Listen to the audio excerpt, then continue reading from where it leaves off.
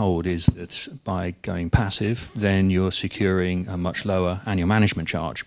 And if you remember, in the first 5 years, of course, as the fund is building up assets, that's a lower base upon which to level charges. So there is a keenness to try and ensure that we achieve a low AMC in the first few years. Maybe in the later years, it's quite possible that it's revisited to see whether or not adding more active managed funds could be a possibility, similar to the way in which Nest has operated.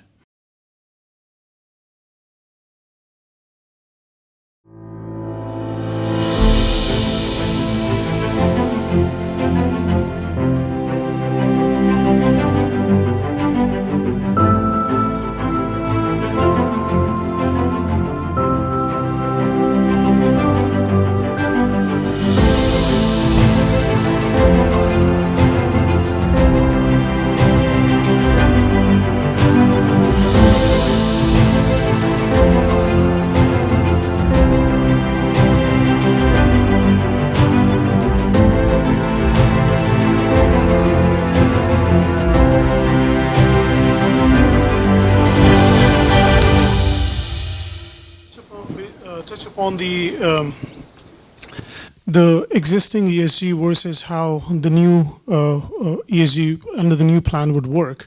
I'm just trying to understand the level of segregation in terms of what actually happens to the existing ESG. Would that be rolled over into the new investment options, or do that stay intact while the new ESG, the ESG under the new plan, is only which would be kick into the investment options?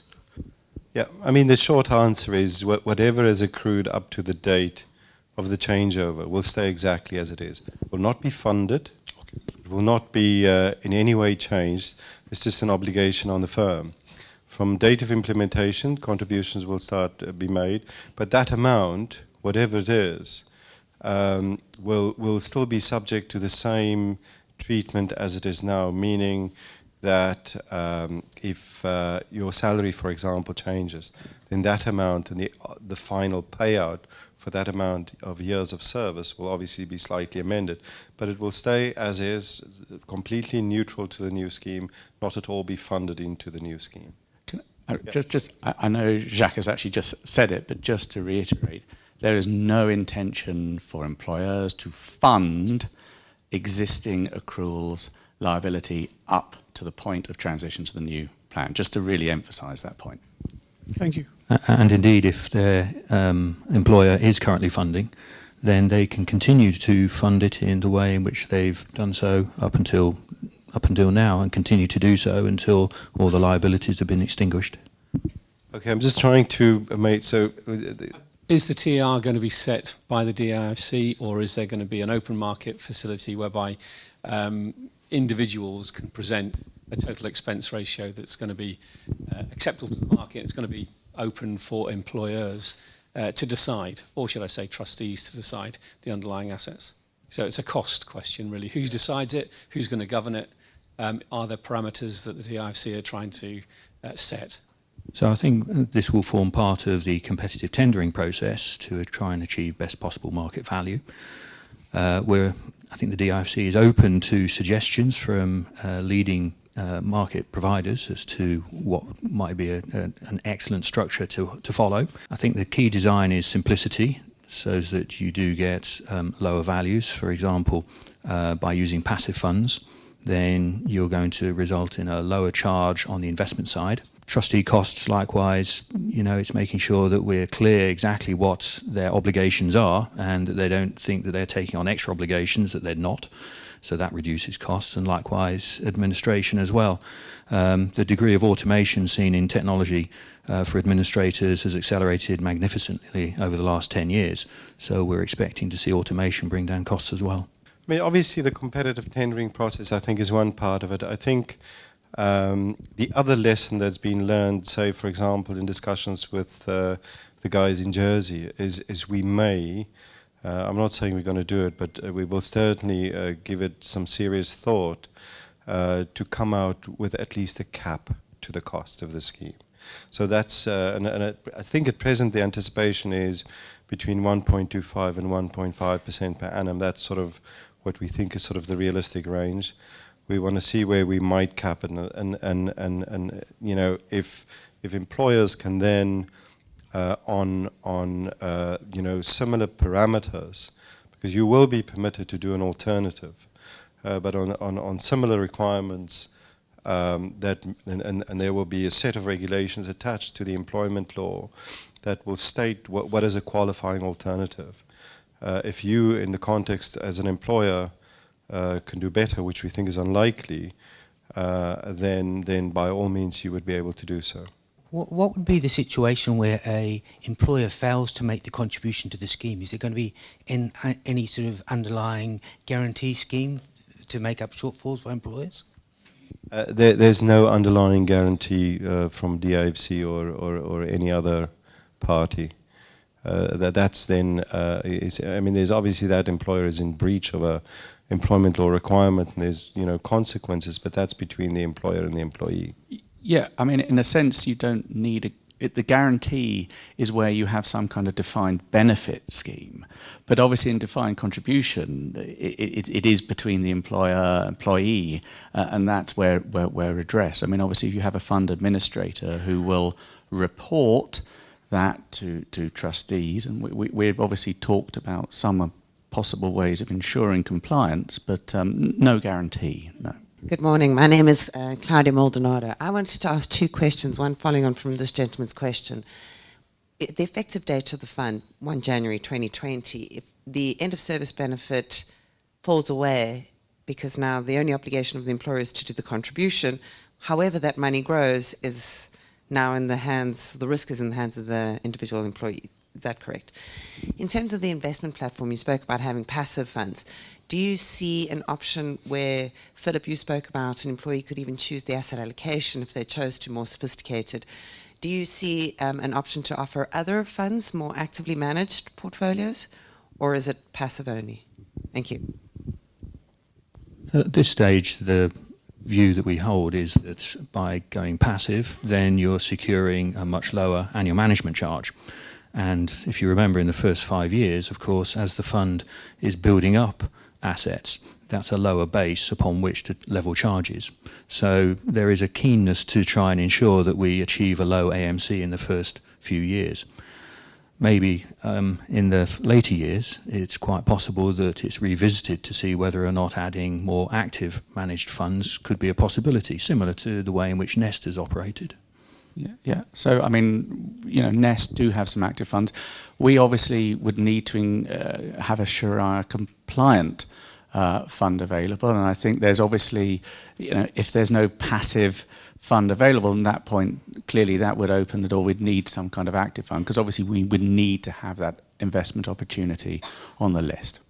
But I think, and just to follow on with what Philip said, is I think there is a clear intention as the scheme matures that you will see, you know, a bigger range.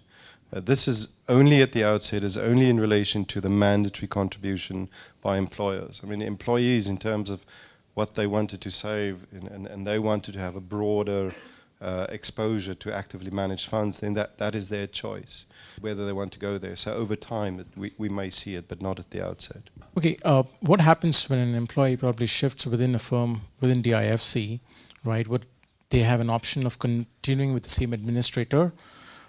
Considering different firms would have their own administrators, right?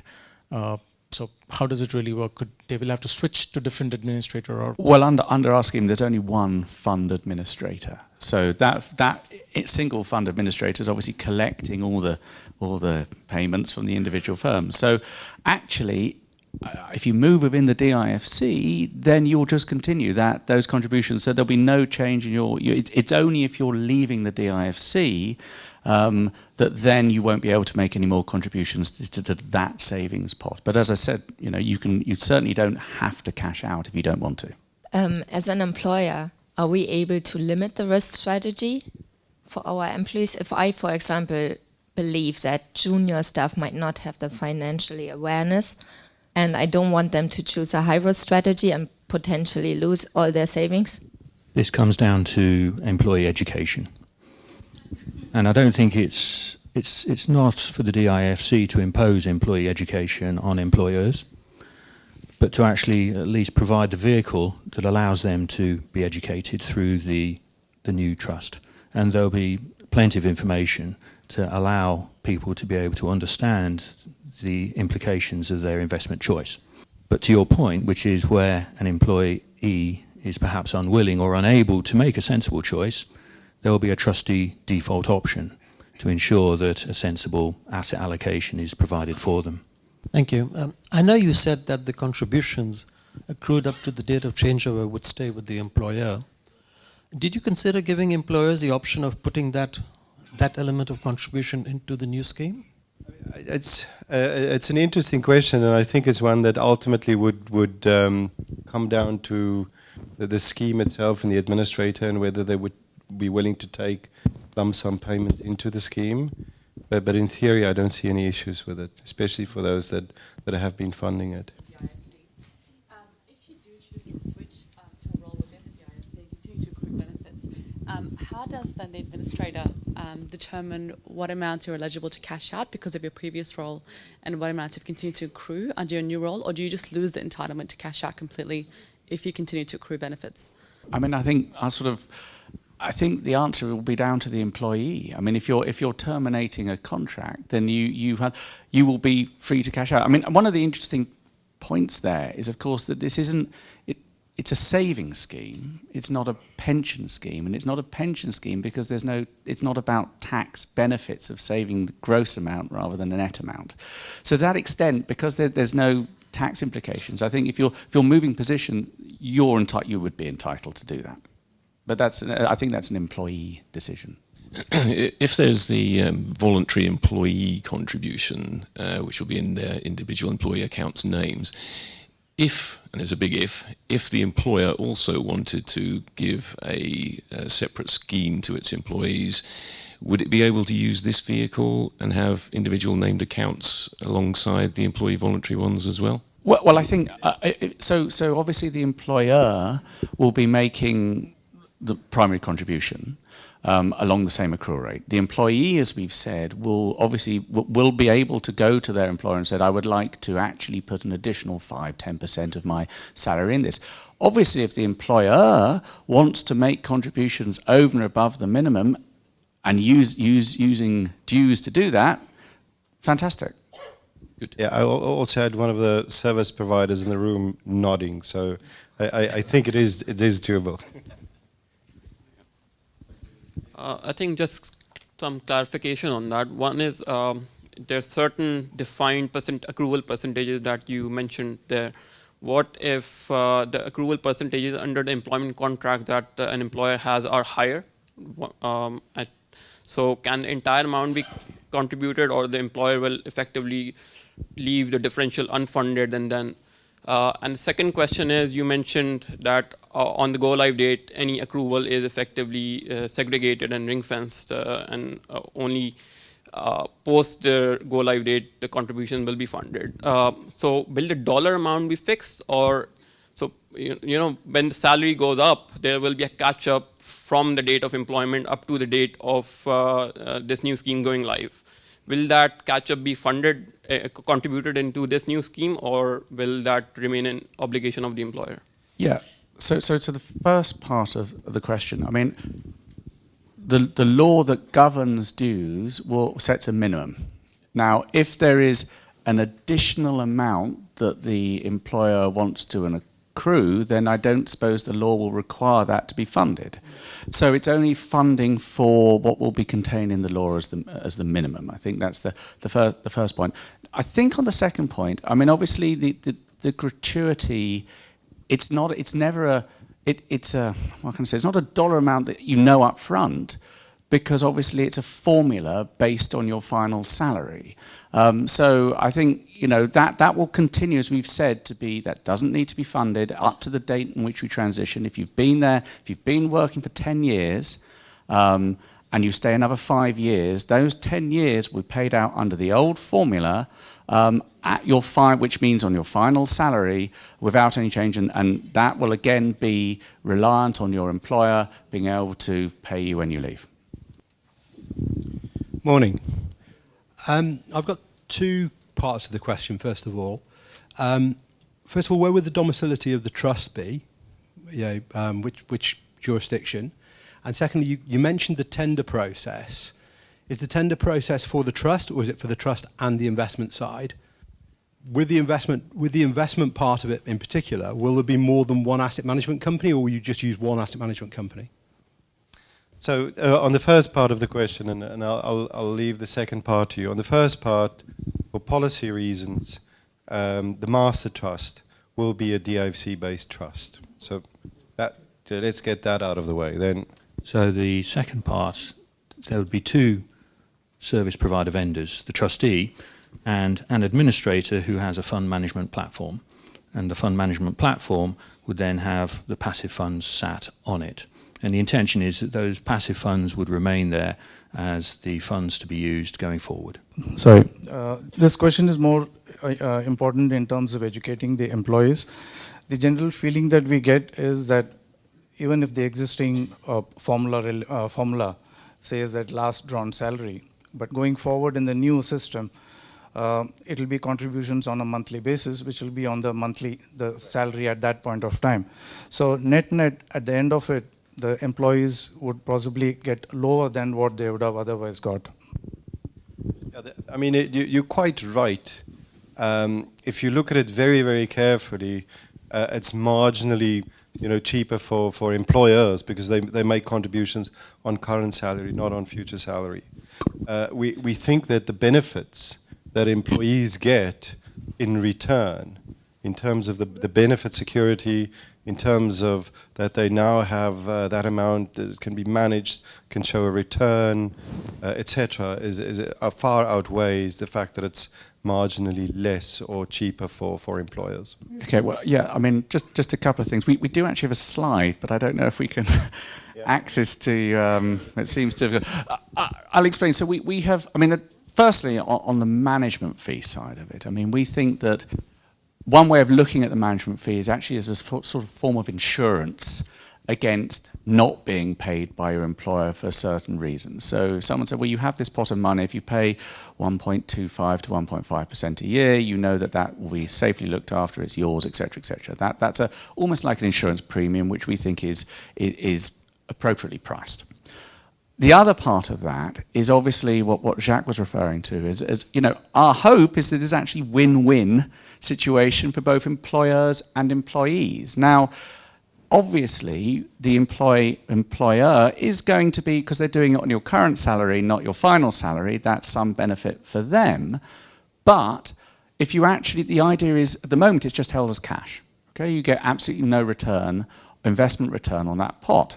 So in our model, and we've actually modeled this out, you would certainly be much better off if you were able to get as much as 7% return a year. Okay, put that in context. If you look at returns on the S&P 500 over the last 20 years, they've basically averaged 7% a year. Okay, there's volatility, but that actually is the return you can get over the long term.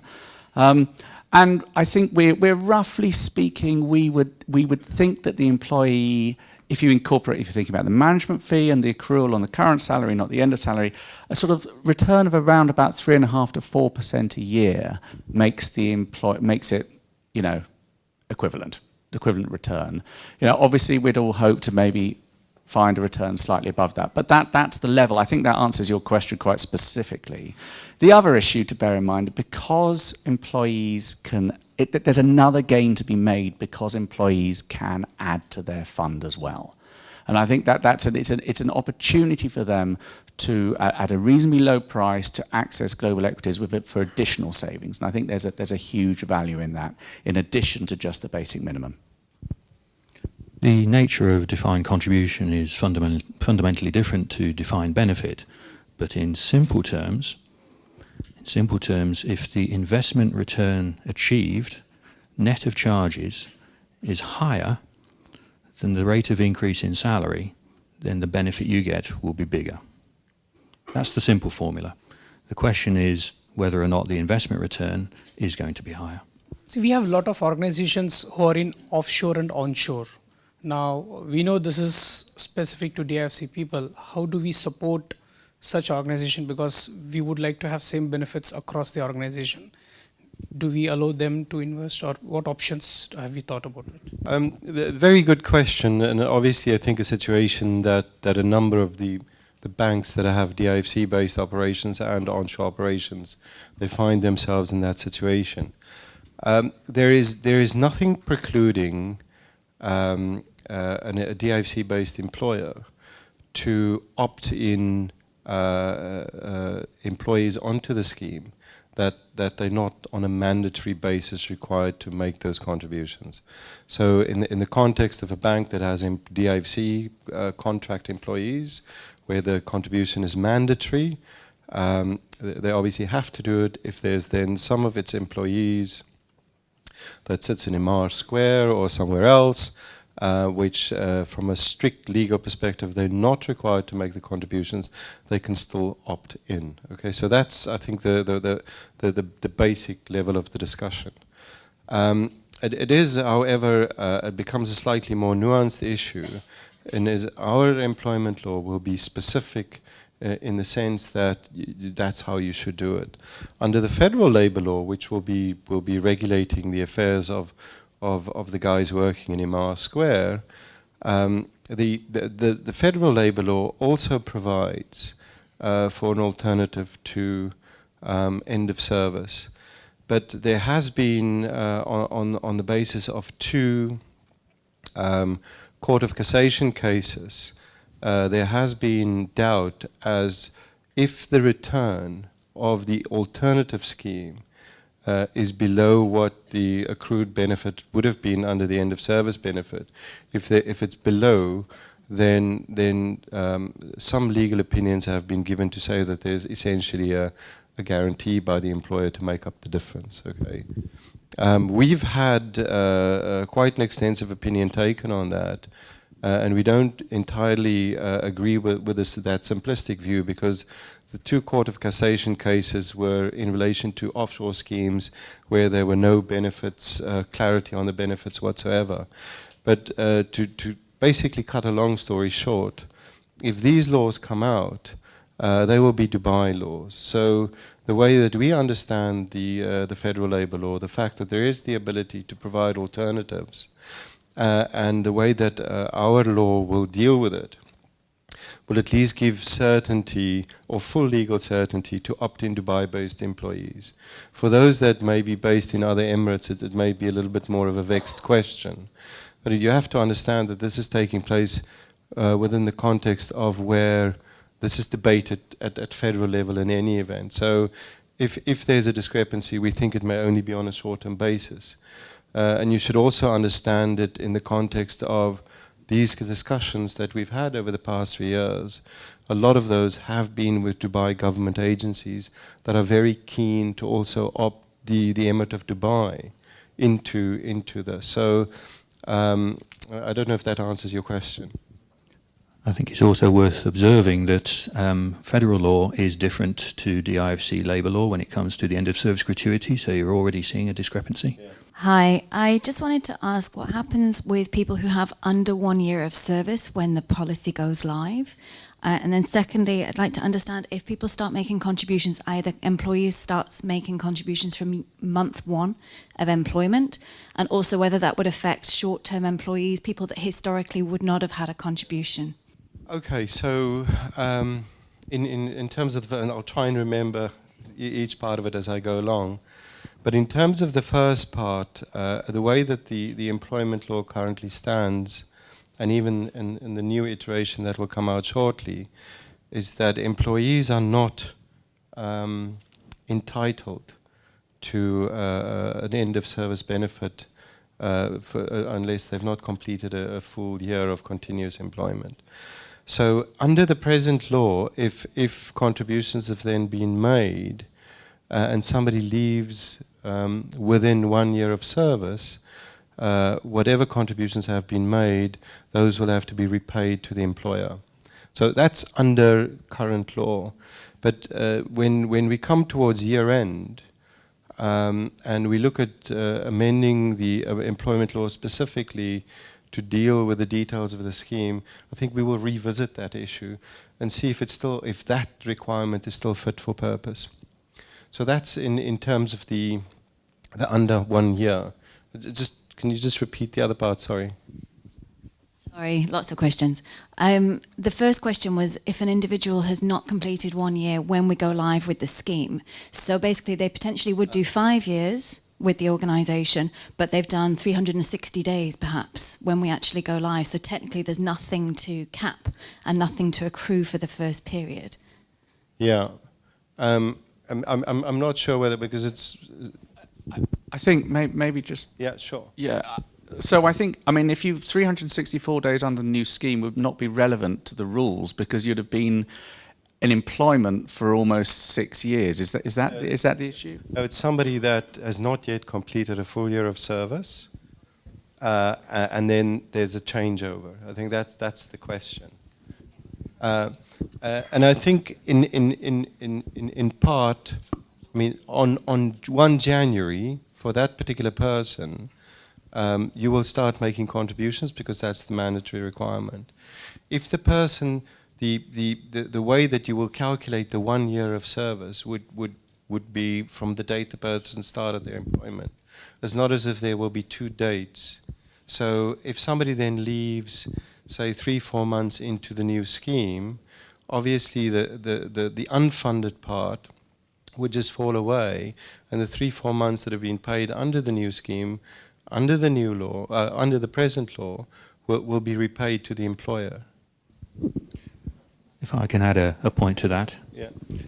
I think the issue here is whether or not a year is seen as being sufficient service to be granted a benefit. And if you've stayed with the employer for a year, regardless of whether it's under the old or the new regime, I think my view would be that you should receive a benefit for both of those portions. I mean, you have to think of it in the context of, other than making this a defined contribution scheme where monthly contributions are paid, it's completely neutral as to the rest of the regime. So within that context, I don't think we will distinguish between different periods, etc., to come up with year period calculations, etc. I have 2 questions. One was basically regarding the transition period. Like you mentioned, gratuity would be freeze up to 31st December, and then the firms have to basically opt for the new scheme.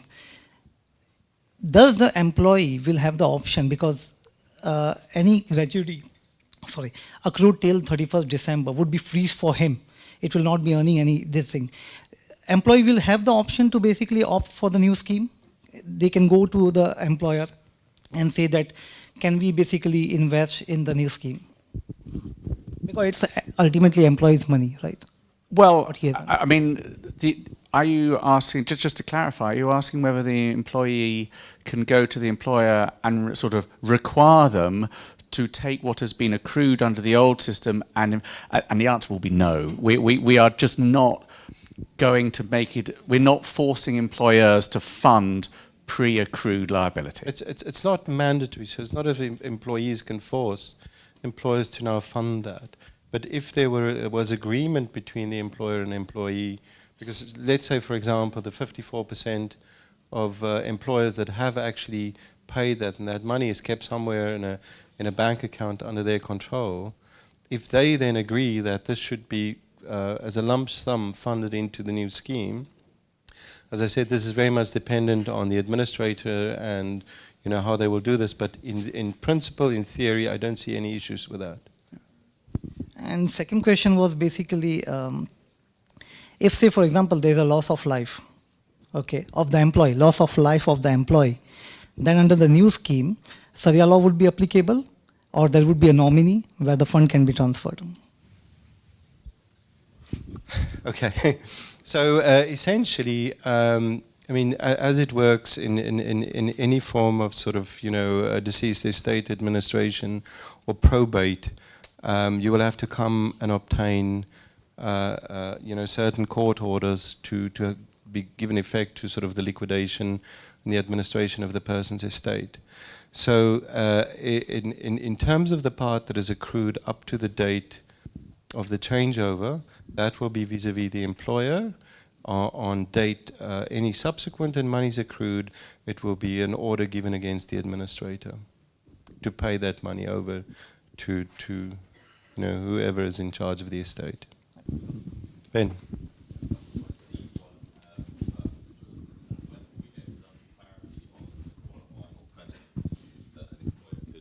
In terms of exactly what the parameters of that would be, because obviously we've got this 1 January 2020 date coming up, and if an employer wants to implement their own specific scheme as an alternative, they're going to need some time to do that. We'll probably leave it as late as possible so that as many people as possible go. No, I'm kidding. So we're basically ending the consultation phase and the outreach phase and the RFI and RFP process sort of at the middle of the year. And then we will go into the actual, so then you will start seeing the legislation coming out for consultation. So I suppose in terms of our planning, probably by end of July, you would be able to see it. Okay. And then another question, I don't know if you guys have thought about this or there's been any feedback on this through the consultation, but in a lot of employment contracts in the DIFC, the existing end of service gratuity obligation on the employer is stated as a contractual provision. It doesn't necessarily reference the law. It just says, we will pay you an end of service gratuity of X when you leave. If we're switching to a new scheme, you can see that there may be an issue there because an employer will have a existing contractual obligation to an employee to pay that out, but will have a separate obligation under the law to pay something different. So, it could lead to the situation where you need to amend your employment contract to provide for this transition period, but obviously an employee may not be incentivized to agree that amendment. So will the law provide anything around this in terms of reading in some kind of provision into the contract? I know that's always a difficult thing, but you can see there could potentially be an issue there between employer and employee if they need to transition across. Yeah, I mean, I hear what you're saying. I mean, typically I would have hoped those contracts would have said, I'll pay you an end of service gratuity as required by the law. If you haven't, then obviously there is potential for discrepancy. I mean, the obligations under the employment law will be there. And if you need to revise your contracts, then I would suggest you do so. In terms of people then saying, no, I'm not agreeing to it, and us sort of on a statutory basis cutting through that, I think that's something that will come out in the consultation process on how we will deal with those changes to the employment law to make sure that it cuts through all of that. Yeah, so hi, I'm Mark from Sarwa, and I wanted to quickly ask you and get more clarity on, once the RFP process and all of that is done, just to get a feel for what it looks like. As an employer, do I have a few selected options that have been vetted by the DIFC, or does it look more like a library of investment professionals that follow passive and things that you've decided on that the employer will go to? Okay, so once the administrator has been appointed, they will can start engaging with all employers about the data to be provided and what contributions would be when they commence with effect from the 1st of January 2020. So from an employer perspective, actually you'll be guided by the administrator, and it will purely be about transfer of data and payment of contributions. Okay. Yeah, but in terms of, I mean, the administrator will then, in terms of the optionalities we suggested, populate the investment platform with a number of investment options or funds. I think in terms of our present discussions, we don't see that exceeding 10 to 12. It's not a full plug and play, open platform. It will be a restricted platform. Yeah, just two questions. One, basically firms already have a structure in place where they do this through a trust vehicle already for employees. Would it be mandatory for them to move to this setup, or they can continue what they're doing under a current plan, a pension plan or a savings plan that they already have? And my second question is, for junior employees, is it conceived that there is a cap? Because if they would invest into a tracker, etc., which is high risk, they would stand to be exposed at a later point probably, where with market cycles like 2008, some of these employees would be worse off.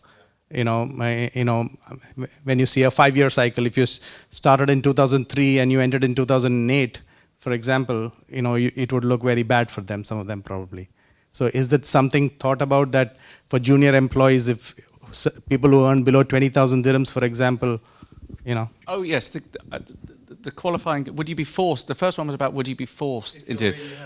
No, and it's about, again, the qualifying conditions, which are that there's a minimum, essentially it boils down to a minimum accrual rate, it's funded, and the cash that is taken off the balance sheet is managed by some kind of third-party organisation. So, I mean, if you're following that criteria, then there's no mandatory having to move that in. I think your other question, I mean, we've obviously considered that point about horizons, its investment horizon issue, and that's actually precisely why it's very important that you're not a forced seller after, if you leave, that you can leave your money there, because we all know, the S&P 500 over 20 years, 25 years has returned 7% each year, but volatility in any particular shorter period, has been experienced. So that's why I think that, in answer to that, it's important that people leave money there if they want to, so that they can smooth out returns over that longer time horizon.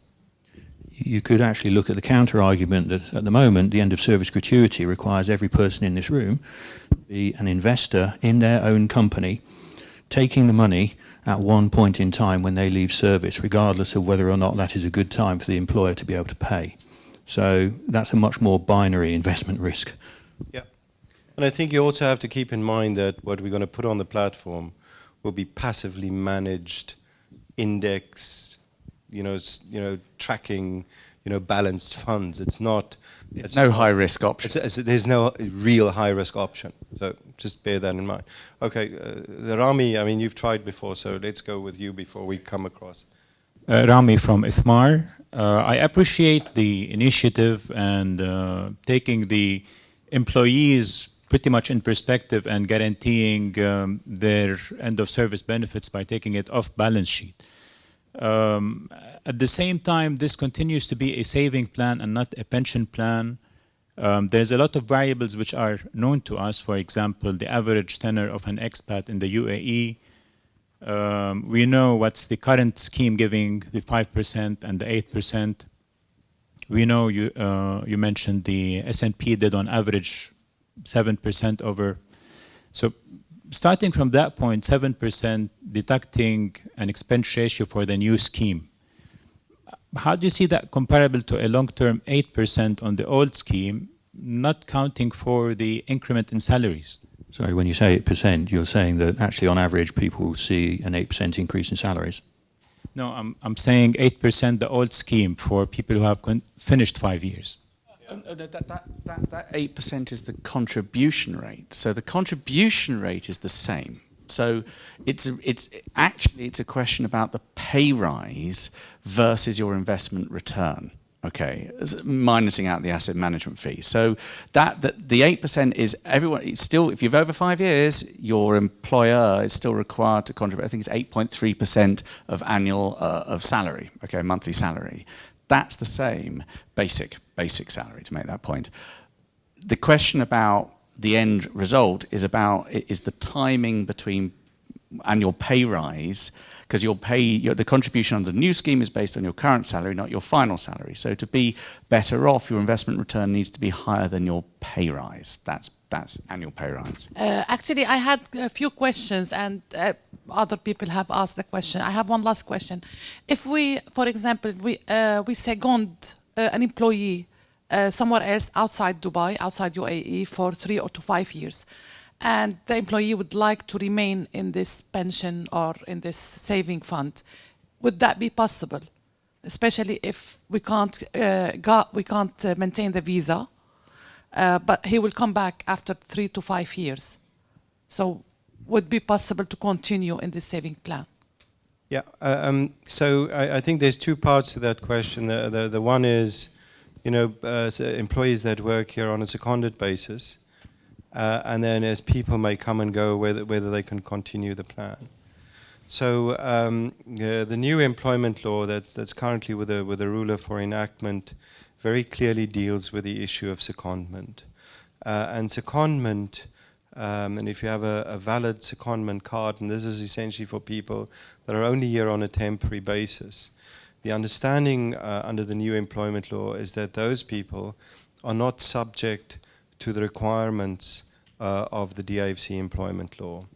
The mandatory nature of the contributions comes from the employment law. So as a consequence, just as an obligation on your organization, seconded employees, there's no obligation on you to make the contribution, okay? But you can still always opt in to do so in any event. So if you felt that people that came on a seconded basis and you do wanted to make provision for them, that's fine. But it's completely within your discretion. As regards the second point, I think it comes back to what we've said before. From an AML and a cost to the scheme perspective, once people leave the DIFC and the employer that contributed in, those contributions will not be capable of being accepted into the scheme. Just from a cost of administration perspective and from an AML where the money is coming from. So we've decided against that. So you can voluntarily contribute in, but if and when that person leaves, it ends there. And then it's that person's choice to take it out or not. Hi. The question is, what's going to be the currency of the fund? Is it going to be dollar or dirham? The context is that, for example, if I plan to retire, say, in a country, I would like to have a currency neutral exposure to me. So can I choose a investment class? For example, I'm choosing a set of fund for my investment. Can I say I want to do a GBP class because ultimately I plan to retire and say, okay, so I want a GBP exposure. I don't want to take a devaluation exposure in the future. Well, we thought long and hard about asset liability matching, essentially. If your future liabilities are in pounds, you want your assets to accrue in pounds, in theory. I think in reality, it will be a very simple, so we're talking passive funds, limited choice, and really a high-risk option would just be a global equities fund. So essentially, now, then that's a currency weighted, isn't it? I think US, what is 45% of some global index at the moment, MSCI equities. So that, I think, in short, there probably won't be that choice. But I've thought about this a lot myself, and I've realized that the reality is that right now at the moment, your unfunded end of service gratuity, or even funded end of service, is in dirhams, right? So actually, we're not giving you less. In fact, arguably, we're giving you much greater risk diversification on a currency basis. We won't give you. It's not going to be possible to give you that specific choice, and everyone's going to be retiring somewhere else. So there's not going to be that range of funds. I want to retire in Spain. Maybe I want euro, or wherever it is. I don't think that's going to. That's all. But you're still getting much better risk diversification than you currently are, because currently it's all in dirhams, and also given that's dollar pegged, it's really it's really in dollars. So I think that answers that. There is a small caveat that it may be worth bringing up now about local investment, and I think this is it's a good opportunity to bring that up. We do envisage over time, properly managed, properly analysed, that there may be some kind of local allocation. That's probably not how it will start, but over time, if we see a deepening of markets here and development of capital markets and all the rules and regulations that go around with that, it may be appropriate, as has been done in many other countries that have moved to these, that have implemented these kind of schemes. We could never really envisage that being more than 10%. Okay. And I think it's also important to say that if you were ticking the low risk option, then your local allocation would probably be money market funds. Okay. So. Yeah. Thank you. No, and I think just the important thing to add on if there's a local allocation, that it's not something that will then be imposed, say, by the government. It's now 10%. This is something that will be within the scope of duties of the master trustee, and it will be very clearly sort of written, the duties delineated before that decision is made. So it's not something that would you know, the government can just come in and make a statement in that regard. Hi. We said employers are not forced to fund the new scheme from the accruals. So the accruals will stay. So what about the other way around? If the employer is ready and willing to transfer the accruals to the new scheme, can the employee say, I'm not interested? Or as an employer, we can implement it across the board for all employees? I think the short answer is you can transfer because it's ultimately your obligation. Okay, so if you want to transfer in, and for some, I mean, I suppose the only way that they can say no is that they wouldn't want to take, you know, the risk and the cost and investments, sort of, you know, going in excess of 3% per annum. So they'd rather take your risk than market risk.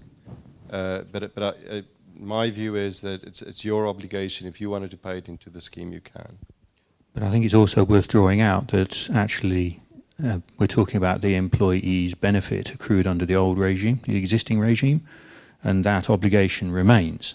So whether or not there are any assets backing it and whether or not they remain under the employer's control or transferred to the dues system doesn't affect, at the initial stage, that obligation to pay the end of service gratuity up to the transition date based on their basic salary at the time they leave in the future.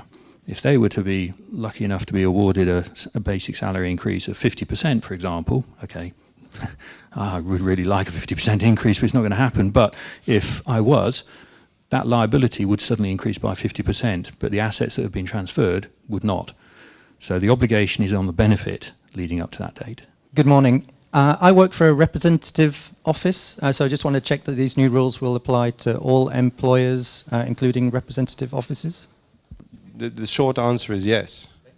Your place of employment is the DIFC, and you don't fall under any of the exemptions as being a government employee or a secondee of sorts, then it applies.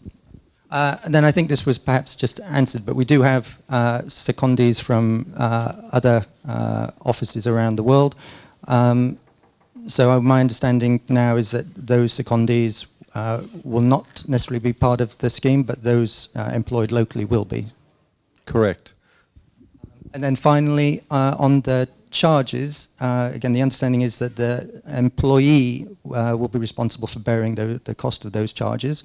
But when are those borne? Is there an annual payment? Is it paid at cash out? Is it just deducted by the asset manager from the funds?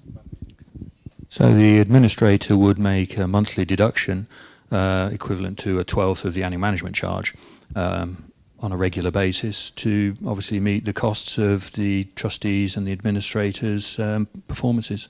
I'm from the DFSA and I have worked with the DIFC team closely, but would you like to talk a little bit about the DFSA's role in the whole scheme of things in getting this particular scheme up and running, in terms of whether the administrator will be licensed by the DFSA, whether the master trustee would be licensed by the DFSA, etc., etc. Okay, I mean, I feel it's almost like a leading question because you're better placed to answer that. But I'll do my best, and if you feel that you want to add something, then do so. So it's very clear that there will be several layers of oversight. The first level of oversight is by the supervisory body that will ultimately settle the trust and appoint the master trustee and the initial scheme administrator. That would be, excuse me, a statutory body with statutory duties, and a lot of it pertaining to oversight that is not regulatory in nature, but it will also have the right to hire and fire the master trustee. So that's the duty of the supervisory body, and there's also a built-in liaison with the DFSA as the regulator, because obviously one of the main appointees, the master trustee, will be a regulated function. So, and my understanding from DFSA is that the existing financial service of providing trust services is not the one applicable, and that a new set of regulations will be drafted and put out for public consultation, exactly how the role of the master trustee will be regulated by the DFSA. I don't think it's in any way different than what you would see in other sort of first-tier jurisdictions on how those particular trustees are being supervised and regulated. The next level of regulation is then pertaining to the scheme administrator. And the scheme administrator, once again, is obviously not currently within the context of the DFSA rules a particular financial service in that regard. So once again, new rules to be drafted and circulated for public consultation, which will then basically deal with the duties of the administrator in administering the scheme. Those will be the sort of the key levels of oversight. Is there anything you wanted to add to that, D'Amico? Obviously, as you can imagine, then the funds that go into the platform are regulated in themselves, but that is not something where the DFSA will play a role necessarily. I think that is fundamentally the agreement. What I wanted to tell the group is that there are many difficult issues in relation to the level of regulation that should apply to the administrator of the scheme, as well as the master trustee and the players such as fund managers. Now, if the supervisory board is going to require certain type of fund managers to be appointed in order to manage the underlying assets, would it be the case that the supervisory board will assume some regulated activities in that sense, or would it be left to the discretion of the administrator entirely as the delegate of the master trustee? Okay, it's ultimately performance, attribution analysis, and whatever else is something that will be looked at by the master trustee. So the master trustee will make sure that the administrator does its job properly in terms of the underlying funds, etc. Although I think there is a level of backup to that, in the sense that in the final analysis, and if it's not for a regulatory reason, in the final analysis, it is the supervisory board that will have the right to hire and fire the master trustee. So if the master trustee is not doing his job properly in terms of that oversight to the administrator and the performance of the underlying funds, then it will be the supervisory board. But that's not a financial, that's a commercial oversight. That's not financial regulatory in nature. Thank you. What level of transparency will employees have on their funds, and what flexibility do they have in terms of changing their allocation? A great question, by the way. Well, I think I'll start with that. I think huge visibility, because one of our stated aims is to have a fund administrator that is a global tier 1 name, that provides the sort of apps that we're all used to now, where we will be able to see the value of our positions on a daily basis and access and make decisions and the remainder of it. So I think all of that kind of latter-day technology is to be absolutely expected within the system. I mean, Martin, do you want to? I mean, we have one of those administrators in the room. Can you just give us a little bit of insight as to people on these schemes nowadays, what they see and what they have on apps on their phones, etc.? I think the days of people getting snail mail letters telling them once a year what their funds are worth is well behind us. Any provider that can't give people real-time access to the values of what they've put in play wouldn't be an acceptable platform. One of the criteria that I think the first-tier investment firms and people, administrators like ourselves, would say that if you can't get daily valuations on the funds that are in there, then it won't be part of the platform. We would expect that For example, the plans that we administer, everybody can see real time, minute to minute, what their allocations are worth, how they've grown. Moving money into different buckets is something that should be easy, and the transparency and costs on that should be absolutely upfront, saying that you're not going to get penalised for moving your money from A to B to C. That should all be built into the cost of administration. We would say that on that we need to be a little bit careful, because we don't want somebody who's out at brunch on Friday moving everything around at 4 o'clock.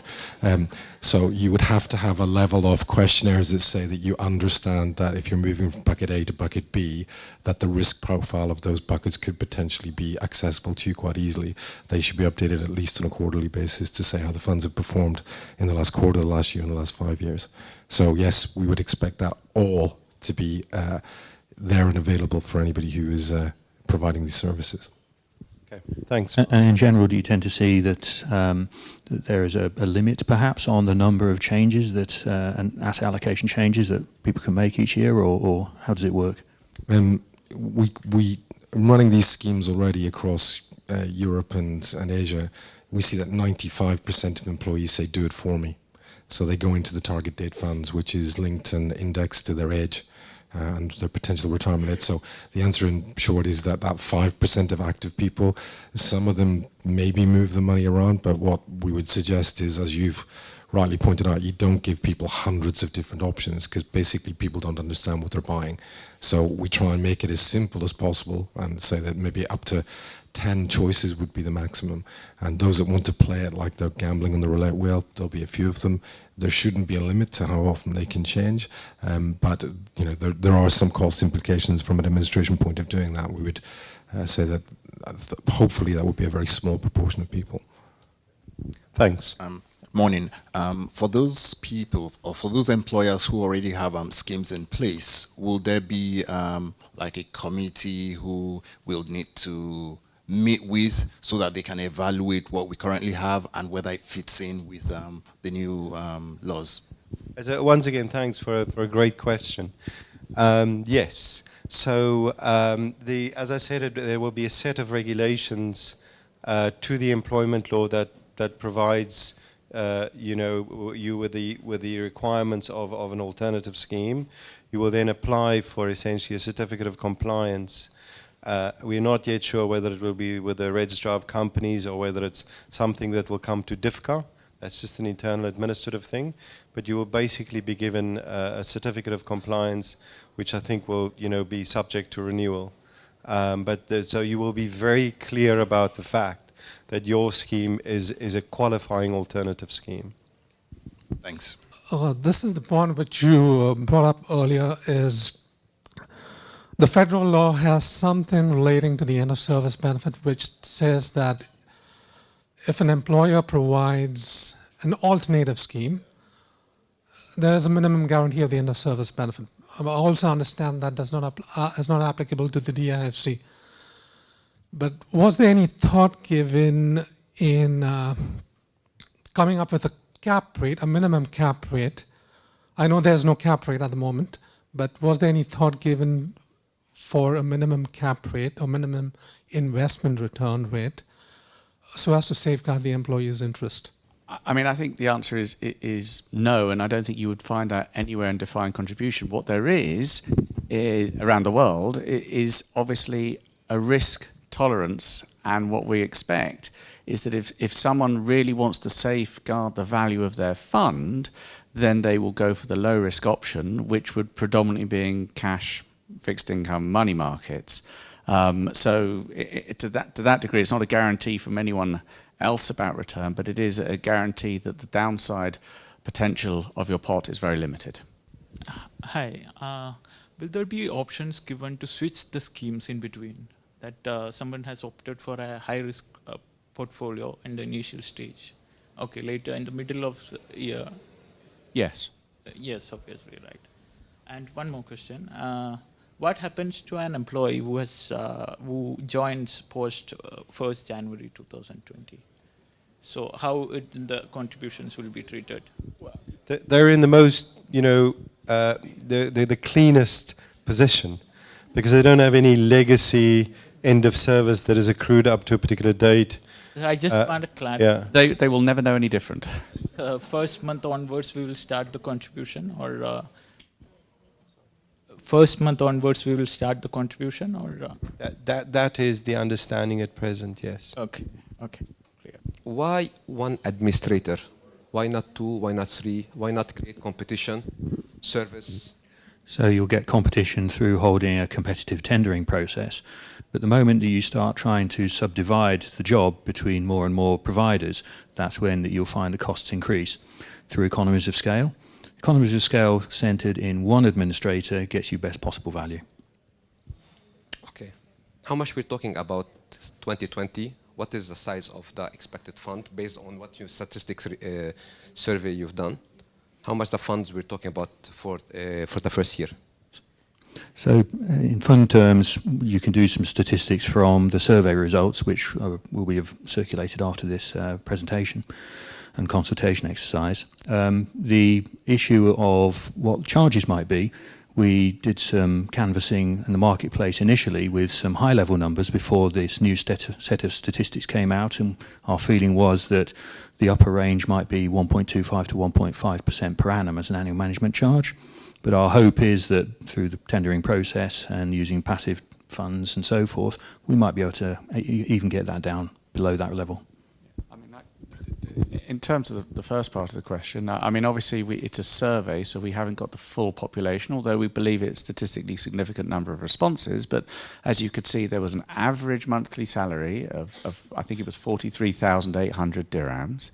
And at the present moment, we have 23,000 employees in the DIFC, and if you assume halfway between 5.83% and 8.3% accrual, I think that's 7.1%. So actually, you can make an estimate of the first year pot with just a little bit of data, but that's the survey. That's not necessarily the exact findings of the population. Hi, quick question. I know the intended date is January 1st, 2020, but it looks like there is still a lot to do from like your end and the employer side. Is it the date set in stone, or is there a chance that it can be delayed for a further date? And the second question is, will be any, like DIFC will help in terms of communication for the employer, or education, or perhaps like a contracted a firm that will help communicating all these changes and this implementation? Yeah, I mean, that's two great questions.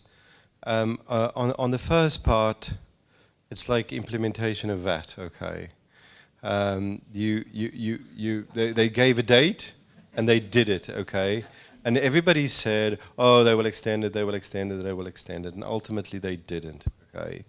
I think we will try and do it the same. We know there's a lot to be done, and if we do actually extend it, it will be very, very, very late in the day where we will come and say, it's extended for the next 3 months, just to get everything right, okay? So we really do want to live to that date as much as possible, and only really at the back end, if it's not possible for a variety of reasons, will we extend it for a short period of time. In terms of educating and outreach and assistance, I think there will be a massive exercise in that regard, and I think whoever's the appointed administrator will also play a key role in that. In fact, I mean, that's just it's an extremely important part of the tendering process to make sure that whoever comes in as the fund administrator understands it's a very, very important responsibility to take on. But at the same time, the kind of institutions that are going to act for us, I mean, these are not people trying it out for the first time. So that they understand that is their responsibility, and they understand how to do it. Okay, just one. Are the contributions monthly or annual by the employer? Monthly. Monthly contributions. And also, once an employee leaves the DIFC, or if he leaves the country, does the fund stay with the trustee? Means, is the trustee looking at the employee as his counterpart? Means, or is the employer? Means, it's the employee. KYCs it's and the all employee, that. and as this, as we talked about, the employee that will not have to, can't make further contributions once they've left DIFC-based employment, but they can certainly keep that fund, and the counterparty is the fund administrator. I mean, legally speaking, as soon as the contribution is paid from the employer to the trust, then that ownership of that money falls to the trustee who holds it on behalf of the employee. The trustees are obliged to act in the best financial interests of the employees. Will any further clarity be given as to eligibility of an employee? So, for example, a lot of law firms determine that once people reach equity partner status, that they're no longer an employee, so they would no longer be entitled. At the moment, the employment law isn't very clear as to what an employee constitutes. So obviously, a lot of people have, well, everybody that's based in the DIFC has to have some form of an employment contract for immigration purposes. So will any further clarity be given there?